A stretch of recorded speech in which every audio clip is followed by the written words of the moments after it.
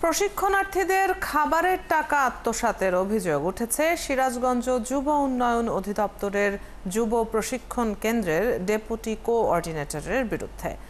প্রশিক্ষণার্থীরা জানান, কোঅর্ডিনেটর তাদের বরাদ্দের পুরো টাকা না দিয়ে আত্মসাৎ করেছেন। অভিযুক্ত শফিকুল ইসলাম ক্যামেরার সামনে কথা বলেননি, তবে অনিয়ম ও দুর্নীতির প্রমাণ পেলে ব্যবস্থা নেওয়া হবে বলে জানিয়েছেন সিরাজগঞ্জ যুব উন্নয়ন অধিদপ্তরের উপপরিচালক ইউসুফ দেওয়ান রাজুর তথ্য ছবিতে বিস্তারিত। 2024-25 অর্থ বছরে যুব উন্নয়ন অধিদপ্তরের অধীনে গবাদি পশুপালন প্রশিক্ষণ কোর্সে অংশ নেয় 50 জন প্রশিক্ষণার্থী।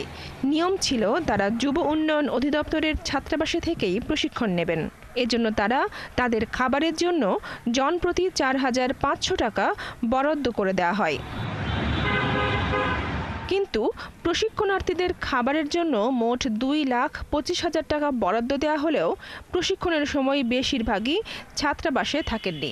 আমাদের যে খাবারের টাকা 2,25,000 টাকা বরাদ্দ হয়, এখানে টোটালি টাকা তারা বেশিরভাগ টাকাই তারা আত্মসাৎ করে।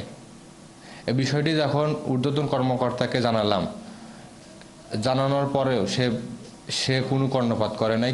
সে তার মতে সে অনিয়ম করে যাচ্ছে। এখনো আমরা বিগত দিনে যারা যুব প্রশিক্ষণ কেন্দ্রে পরীক্ষা দিয়েছে, তারা টাকা ঠিক মতো পাইছে কিনা এই বিষয়টি যদি সুষ্ঠুভাবে তদন্ত করা যায়, সবকিছু বেরিয়ে আসবে।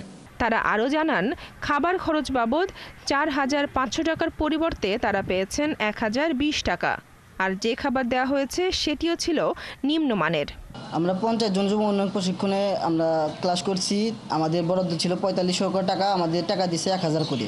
আমাদেরকে বিভিন্ন ব্যক্তিগত কাজ করাইছে, তাদের ব্যক্তিগত কাজ করাইছে, যেমন গরুর গোবর সাফ করা, তাদের বাগান পরিষ্কার করানো, এরকম আরও বিভিন্ন ব্যক্তিগত কাজ করাইছে।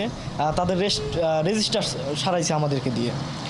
আমরা এর জন্য প্রতিবাদ করতে গেছি, প্রতিবাদ আমাদের গুরুত্ব দেয় নাই এই বিষয়ে। এইভাবে অনিয়ম চলতেই অনেক দিন ধরে এরকম অনিয়ম চলতেই থাকতেছে। এই বিষয়ে ক্যামেরার সামনে কথা বলতে রাজি হননি সিরাজগঞ্জ যুব প্রশিক্ষণ কেন্দ্রের অভিযুক্ত ডেপুটি কোঅর্ডিনেটর শফিকুল ইসলাম খান। তবে অনিয়ম ও দুর্নীতির প্রমাণ পেলে ব্যবস্থা নেওয়া হবে বলে জানিয়েছেন জেলা যুব উন্নয়ন অধিদপ্তরের উপপরিচালক। আর আপনাদের কাছে যদি এই বিষয়ে সুস্পষ্টভাবে কেউ বলে, দয়া করে যদি আমাদেরকে জানান, তাহলে আমরা এর বিরুদ্ধে যিনি দায়ী তার বিরুদ্ধে ব্যবস্থা নেব। শফিকুল ইসলাম খানের বিরুদ্ধে আরও অভিযোগ, 50 জন প্রশিক্ষণ দেওয়ার কথা ছিল, কিন্তু শিক্ষার্থী না পাওয়ায় কোটা পূরণের জন্য নির্দিষ্ট সময় শেষ হওয়ার পরও ভর্তি করানো হয়। বনশ্রী হালদার, ৭১।